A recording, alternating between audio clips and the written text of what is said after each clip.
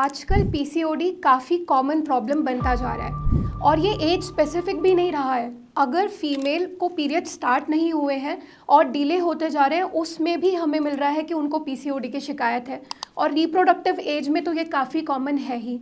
तो आज हम डिटेल में इस वीडियो में समझेंगे कि इतना कॉमन क्यों होता जा रहा है पीसीओडी और इसकी वजह से क्या क्या प्रॉब्लम सफ़र करनी पड़ रही है फीमेल्स को। नमस्कार दोस्तों, मैं डॉक्टर नेहा तिवारी स्वागत करती हूँ आप सभी का हमारे यूट्यूब चैनल पे। देखिए, पीसीओडी एक हार्मोनल इम्बैलेंस की शिकायत है।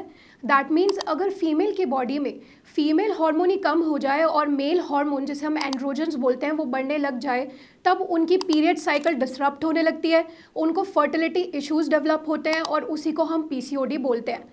अब हर मंथ ओवरी को प्रिपेयर करना होता है एक मैच्योर एग जो रिलीज़ हो और अगर फर्टिलाइज हो तो वो कंसीव हो सके। लेकिन अगर यही एग रिलीज़ नहीं होता, अरेस्ट रह जाता है ओवरीज के अंदर ही, तो सिस्ट का फॉर्म कर लेता है और उसी को पॉलीसिस्टिक ओवेरियन डिजीज़ बोलते हैं।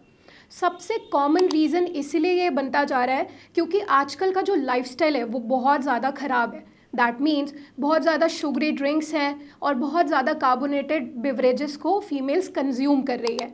इसके साथ अल्कोहल और स्मोकिंग ये भी आपके ओवेरियन फंक्शंस को डिसरप्ट करता है, इसकी वजह से भी होता है। फिर एक लाइफस्टाइल में जो डाइट है वो प्रोसेस्ड है, पैकेज्ड है, फ्रोज़न है, एकदम फ्रेश वेजिटेबल्स के साथ या फ्रेश फूड नहीं कंज्यूम हो रहा है। तो ये जो डाइट में प्रॉब्लम आ रही है, सबसे पहला रीज़न यही है कि हर दूसरी फीमेल को पीसीओडी की शिकायत बनती जा रही है। सेकंड है स्ट्रेसफुल लाइफ।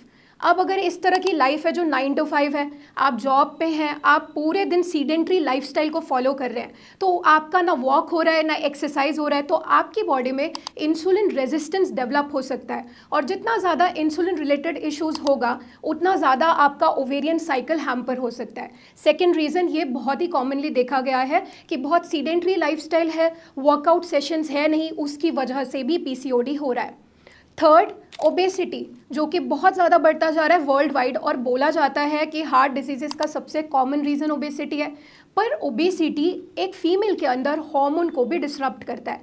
अगेन यहाँ पे भी इंसुलिन का ही सारा खेल है। जितना ज़्यादा ओबीज आप होंगे, आपके बॉडी में इंसुलिन रेजिस्टेंस होने के चांसेस उतने ज़्यादा बढ़ जाएंगे और फिर आपके बॉडी में फीमेल हार्मोन कम और मेल हार्मोन ज़्यादा होगा, जिसकी वजह से आप पीसीओडी की पेशेंट बन सकती हैं। अब देखा होगा, बड़ा कॉमन सी चीज़ें हमने डिस्कस करी हैं, क्या लाइफस्टाइल है, क्या खा रहे हैं, कैसा रह रहे हैं। इसी के वजह से आपके बॉडी में हार्मोन्स जो है वो इम्बैलेंस स्टेट में चले जाते हैं। सॉर्ट करने का बड़ा सिंपल सा तरीका है, जितना अच्छा आपका लाइफस्टाइल होगा, जितना अच्छा आपका डाइट होगा और जितना वर्कआउट होगा, उसी पर निर्भर करेगा कि आपकी बॉडी कितना फिजियोलॉजिकली मूव करती है और इसी से आप पीसीओडी को कंट्रोल भी कर सकते हैं।